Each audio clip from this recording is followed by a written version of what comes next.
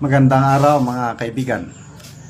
Bigyan natin ng reaksyon ngayon yung pahayag ni DOJ Secretary Boying Remulla tungkol sa procedure o tungkol sa utos ng ombudsman na pinagsasubmit sila ng counter affidavit kaugnay sa isinampang reklamo ni Senator Amy Marcos sa ombudsman.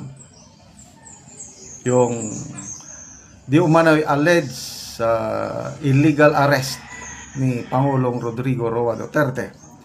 So ito, yung post ng ABS-CBN, basahin ko DOJ Secretary Jesus Crispin Remulla questions the procedures of the Ombudsman but assures that he will file his counter affidavit on the arrest and transfer of ex-President Rodrigo Duterte to the ICC.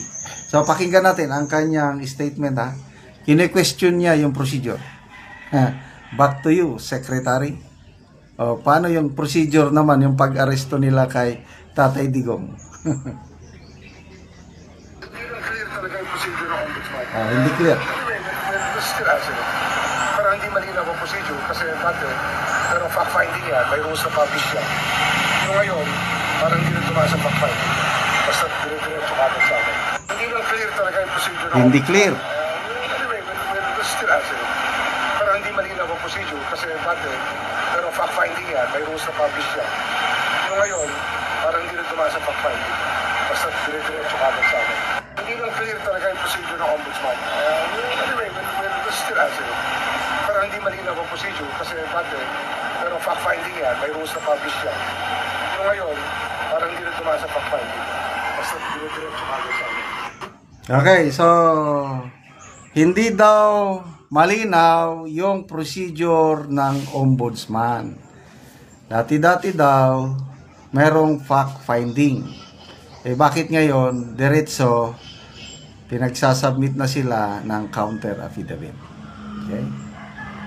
Ako, hindi naman ako abogado, kaya lang ito lang yung sariling opinion ko lang ito Bakit mabilis yung aksyon ng ombudsman? Dahil yung isinabmit ni Senator Amy bilang chairperson ng Senate Committee on Foreign Relations, parang kumpleto na. Nakatatlong hearing sila So, sa tingin ko parang yun na yung fact-finding ng ombudsman. Pinag-aralan nila yung committee report na summarize na doon So, yung mga investigator ng ombudsman, dahil official document yun Senate hearing, committee report, these are official documents. Kahit nga si Attorney Kaufman sa ICC, sabi niya magagamit niya yung committee report ni Senator Amy at pinuringan niya si Senator Amy na thorough preparation, thorough everything. So, yun ang pagkakalam ko. Kaya diretso. So, si Secretary Boying naghanap ng tamang procedure. Ang tanong, kumusta naman yung procedure nila sa pag-aresto kay Tatay Digong? Yun lang, tanong lang. Magbasa tayo sa mga comments.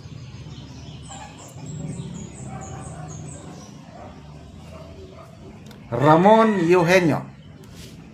It's better Secretary Remulla to address his statements before the office of the Ombudsman and not in public. Is he trying to get sympathy from the audience? If he thinks he is right, then lay your cards before the Ombudsman. Sabi nitong isa, fact-finding procedure, back to you, Secretary. Ivan Faith Gregorio, Department of Injustice, DOI. Lily Lopez, na back to you ang sunog.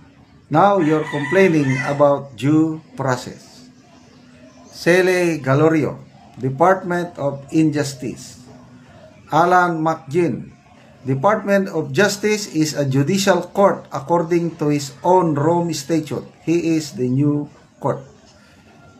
Marimar, the real man behind PRRD's arrest. Okay, so malinaw po sa Rome Statute na kailangan ng competent, yung pag-aresto kay Tatay Digong dadaan sa competent judicial authority.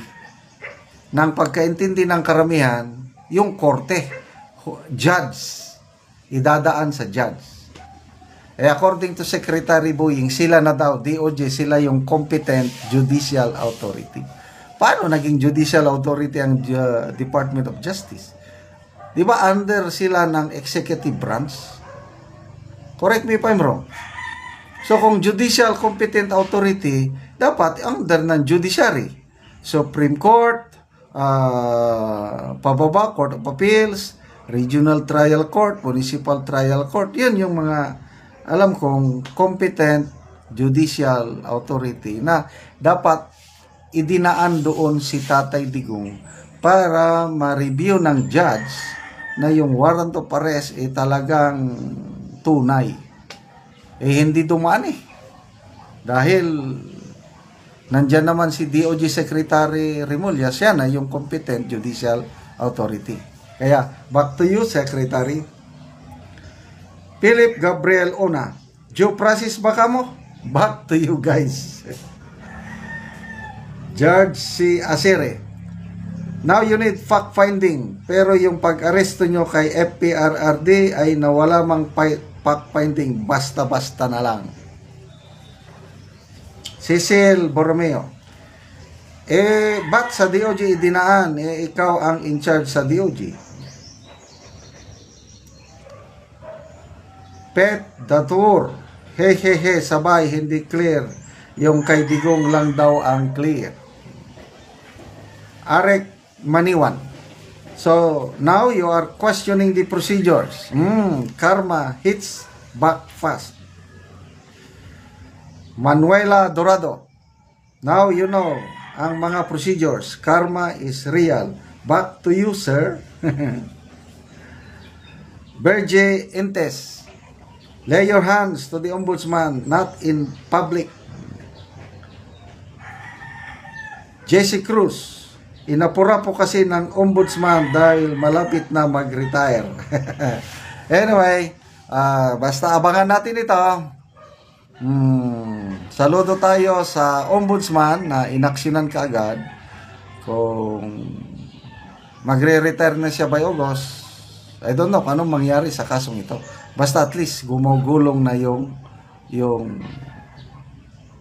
gulong ng hustisya para kay Tatay Digong.